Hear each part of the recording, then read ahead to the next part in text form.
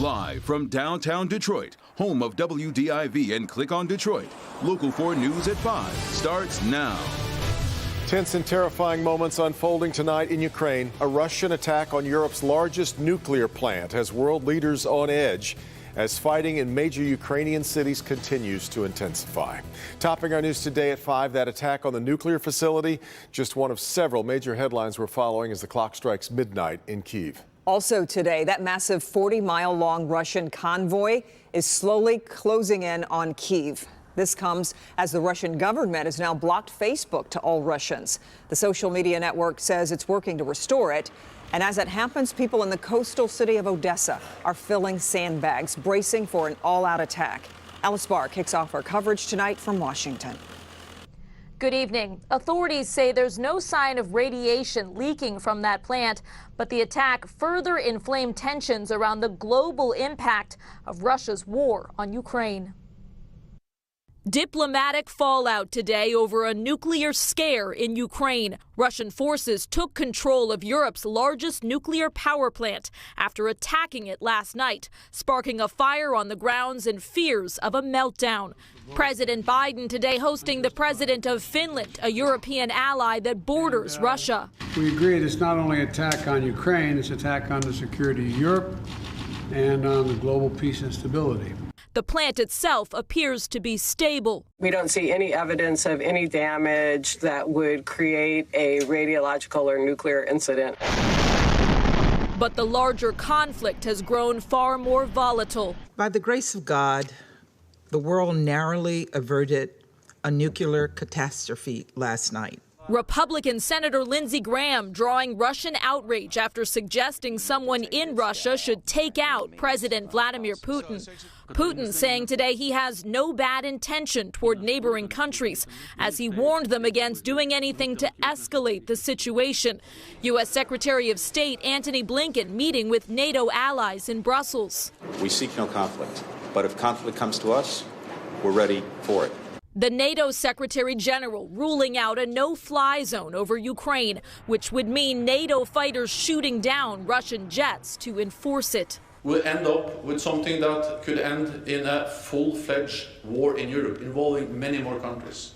As his forces keep up the fight on their own, Ukraine's president today holding a moment of silence for the soldiers and the civilians killed, with countless others desperately trying to make it out alive. Here on Capitol Hill, lawmakers are weighing more humanitarian aid for Ukraine and pushing for a ban on Russian oil. That as Putin cracks down on dissent within Russia, threatening up to 15 years of prison time for people speaking out against his war. In Washington, Alice Barr, Local 4. All right, Alice, and tonight a humanitarian crisis is growing as Ukrainians flee to safety to nearby countries. Hundreds of thousands have crossed into the Ukrainian border into Poland and have made their way to a refugee camp. There are only 5,000 cots available, which they say is nowhere near enough. A medical station is located inside, and for many, it's the first chance they've been able to eat for days. The crowd of refugees is expected to grow substantially over the coming days. There's also a medical center at that facility, and it's staffed by Ukrainian doctors who were rescued from the country by soldiers from Poland. Ahead on NBC Nightly News, Tom Yamas takes you inside a school in western Ukraine that's housing orphans who've just been taken out of the war zone. That's ahead at NBC Nightly News at 6:30, right after Local 4 News at 6. Just in here at 5, a 2-year-old is in the hospital right now after getting shot in the face with what police say was a high-powered BB gun. This happened this afternoon on Bedford, right in the area of Mack and East Outer on Detroit's east side. We're told the child had 2 teeth knocked out in the incident, currently listed in temporary serious condition, and we're told the child's father has been taken into custody for child neglect.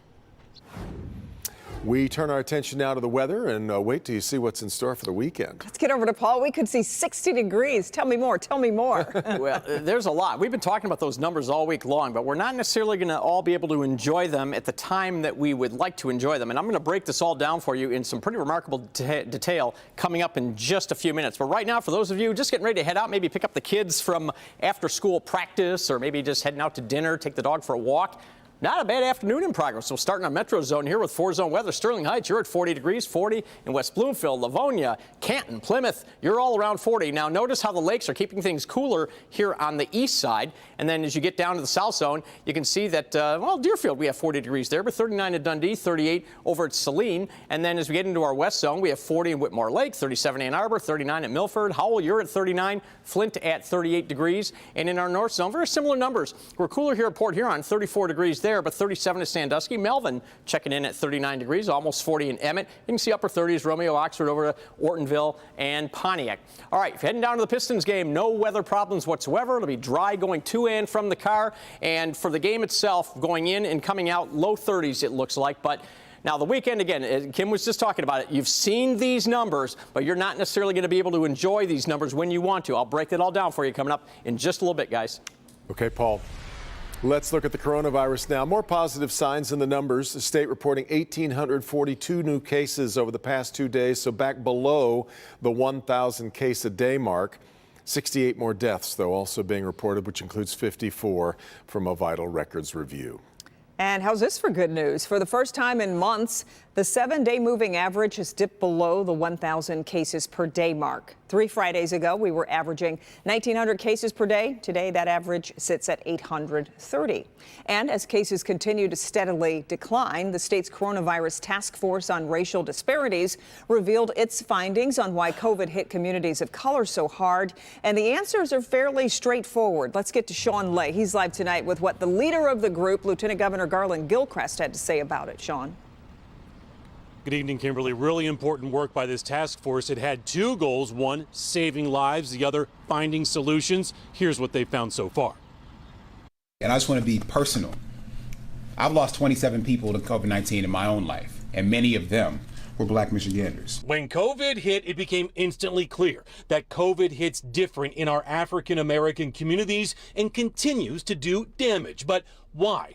That's what the state of Michigan wanted to find out by forming the Michigan Coronavirus Task Force on Racial Disparities to study trends in infections, deaths, health care, the lack of health care, lack of health insurance, and how all of that plays a role in people of color suffering more from COVID than any other group. There's a lot of people of color in Michigan don't have doctors or didn't have doctors that were present in their neighborhoods and communities. So we connected them with navigators to help them find access to primary care, because regardless of your COVID-19 test result, it's easier to be healthy if you have a relationship with a medical professional. By digging deep for answers, a positive impact is being made, where there continues to be a laser focus on COVID testing, COVID vaccines, and plugging those life-saving resources into our schools. Because you know who a lot of people trust in the community? The nurse at their neighborhood elementary school. Back here live, you know, the pandemic may feel like it's winding down for many of us, but the task force and Gilchrist also says their work remains important and they can continue to keep it up week after week. Kimberly. So, Sean, what comes next here after, these findings? You know, one thing that really stood out was connecting people, especially here in Detroit or Metro Detroit, and people of color with a primary care physician, something that a lot of us may take for granted, but remains a challenge, and they're going to continue to try to make those links. Yeah. Okay. Sean, thanks. Police in Dearborn say dangerous driving is becoming a huge problem, so much so it's time to do something about it. It's coming in the form of a new crackdown on the roads. As our Kim DeGiulio reports, these stepped-up patrols are not going to be temporary either. It's pretty simple. If you drive the speed limit and follow all of the traffic laws, then you don't need to hear this warning. But unfortunately, that's not the case for many drivers, which is why Dearborn Police have implemented a new traffic safety program. It's been a problem in Dearborn for far too long, says Corporal Dan Bartok. Careless driving at busy intersections and neighborhoods with children. Major intersection here, Chase and Ford, a lot of accidents. This is part of the education part, getting this information out to the public so they know they will see an increased amount of law enforcement officers throughout the city of Dearborn enforcing hazardous traffic violations. Now all 184 Dearborn police officers, including the chief, are focusing on stopping this behavior. I took a ride with an officer, and it only took seconds to pull someone over. The speed limit is 25 here. Let's see what we can get right now. So I'm gonna stop this car right away. It's going 40 miles per hour. Our goal is to educate the community. We don't want to write tickets, let's be clear. We don't want to write tickets. We want people to slow down, drive safe. So he's a local guy. He should be very familiar with the speed limit here. So whether you're familiar with the speed limits in Dearborn or not, it's important that you learn them and follow them, because this traffic safety program is here to stay. This traffic safety initiative is not a temporary thing. Our plan is this is our new way of doing things. Now remember, this program has been put in place to protect communities like this one. And Dearborn Police want to hear from you. If you live in an area where you often see reckless driving, they ask that you report it to them. Reporting in Dearborn, I'm Kim DeGiulio, Local 4.